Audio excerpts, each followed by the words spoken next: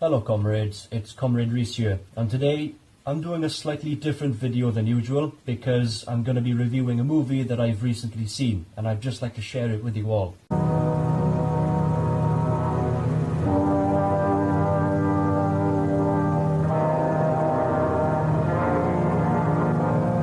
So, as you all know, this movie that I'm going to be reviewing is called Threads. This movie came out in 1984. It was originally put out by the British government, and it is set in Sheffield. And if you don't know where Sheffield is, it's up in the north of England. There is a very disturbing twist to this movie, and it is set during the Cold War, when there were huge tensions between the Western imperialist countries and the Soviet Union. During the 1980s, the Cold War tensions between the Western imperialist countries and the Soviet Union were fucking sky high. And it even got to the point where the British government started putting out survival guide videos on television for how to survive a nuclear holocaust, basically. You know, my parents, they never stopped telling me stories about this because they were teenagers and young adults in the 1980s. And my dad constantly remembers seeing all of these, the most dangerous thing about the nuclear holocaust is fallout. If someone has died in your house, they put paper over the body or something like that. There was all this disturbing shit.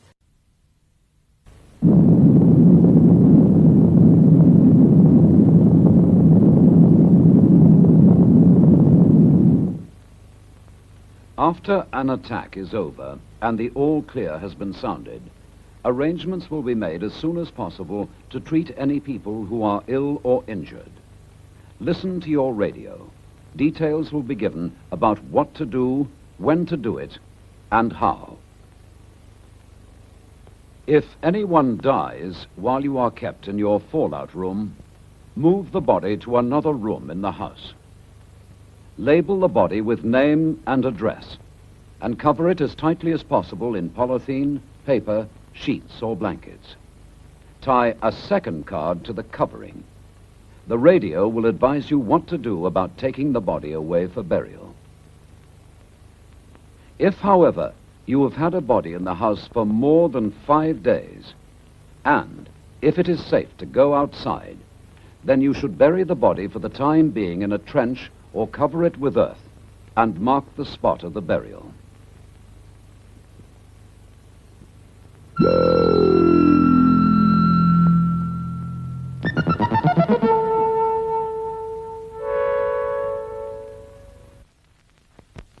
For anybody who has no idea what the film Threads is all about, it's about a nuclear holocaust. Basically what happens is that the United States tries to fund a coup in Iran, but the Soviet Union steps in to help the Iranian government defend itself from the US imperialists. However, US and Soviet troops end up meeting each other in direct conflict against each other, and it all escalates into a nuclear holocaust. As I mentioned just now, this film was originally put out by the British government, and my dad was only 14 years old when it came out, and he was actually made to watch it at school. It was part of the national curriculum. Now, if you ask any Generation X people about the movie Threads, I can guarantee you they will tell you about how scary it is. So, my dad was made to watch this movie in school, and it gave him nightmares. In fact, it still haunts him now to this day. Also, as I just mentioned, the film Threads is set in Sheffield, and a nuclear bomb is dropped onto RAF Finningley, which was an RAF base that is very close to Sheffield. And in this movie, Sheffield just gets completely fucking obliterated, and the people of Sheffield either get killed by the blast by being burnt alive and melted, or they die very slowly and very painfully due to the radiation. And have a wild guess where my dad comes from. Yep, that's right, Sheffield. When this nuclear blast hits the UK, it's said in the movie around 210 megatons hit the UK. You see the electromagnetic pulse burn everything out, so cars stop working, lights stop working, basically no electricity whatsoever. It then shows the heat from the nuclear blast just melt everything. And when I say everything, I mean everything. Like, people get burned alive, buildings get obliterated, milk bottles get melted. Then you see the effects of the radiation on the ones who survived the blast.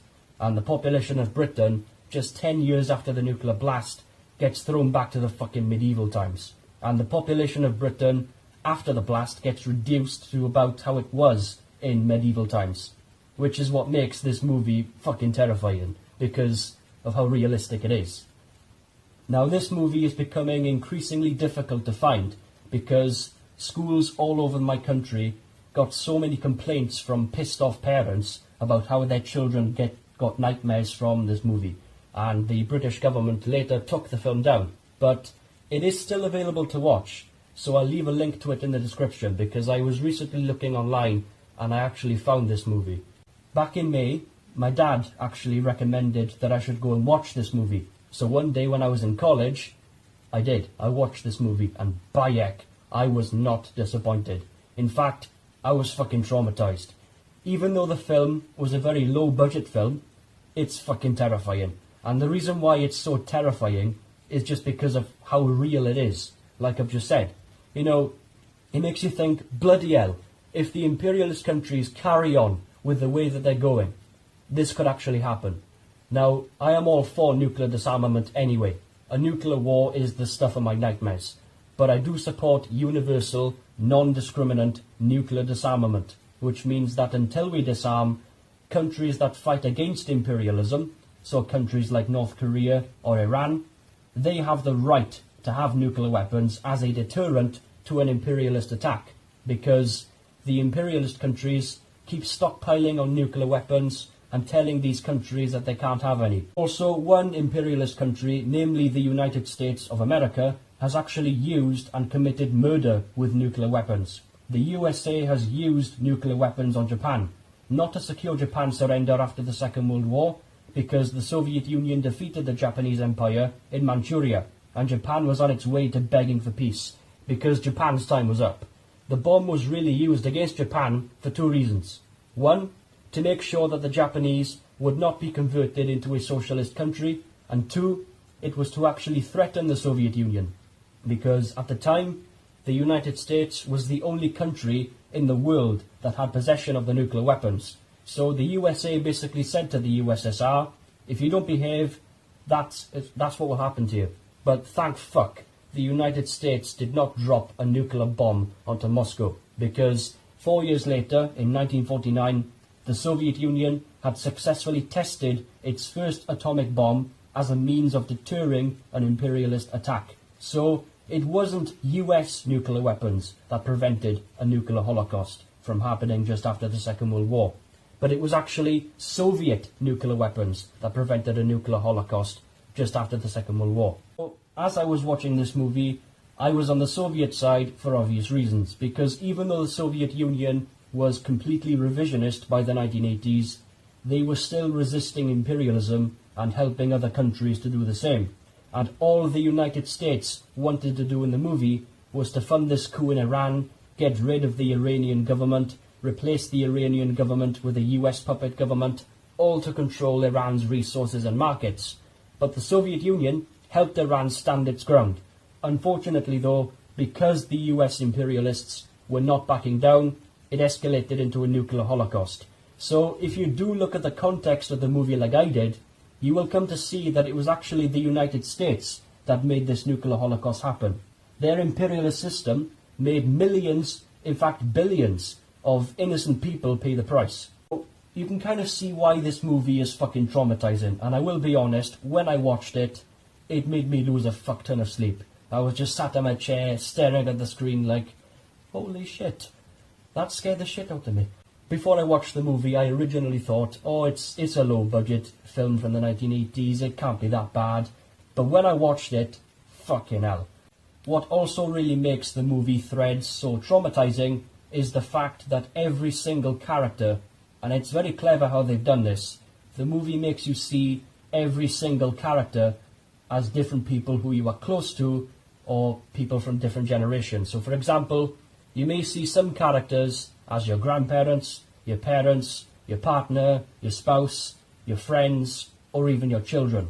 And this is what made it so traumatizing for me, because not only does it delve deep into our anxiety of a possible nuclear war and increases it tenfold, but it also shows the breakdown of society in general. You know, we would just get sent back to the medieval times. So if you do want to watch this movie, watch it at your own risk, because it will affect you as an individual. So I would not recommend that you go and watch it. But if you do watch it, don't watch it alone like I did. And don't say that I did not warn you if you get night terrors from it. And if you're really eager to watch it, here's the trailer.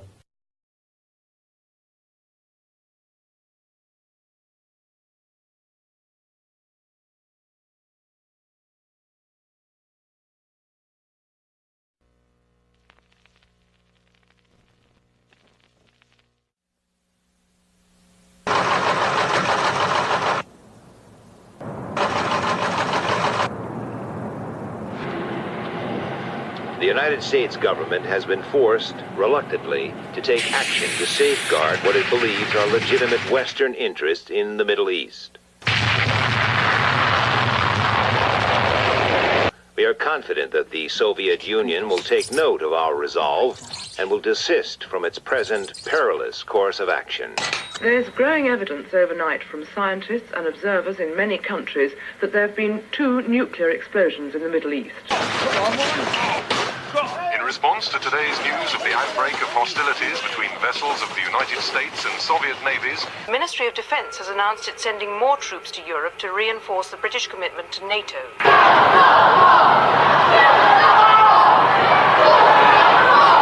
This time, they are playing with, at best, the destruction of life as we know it, and at worst, total annihilation. You cannot win a nuclear war! The time has now come to make everything ready for you and your family in case an air attack happens. When you hear the attack warning, you and your family must take cover at once. The most widespread danger is fallout. Quite good. Attack warning. Attack warning. Is it for real? Attack warning. It's for bloody real. Is it? You can't just do a face like that. Go get a kitty sign or something. Come on, quick, get down!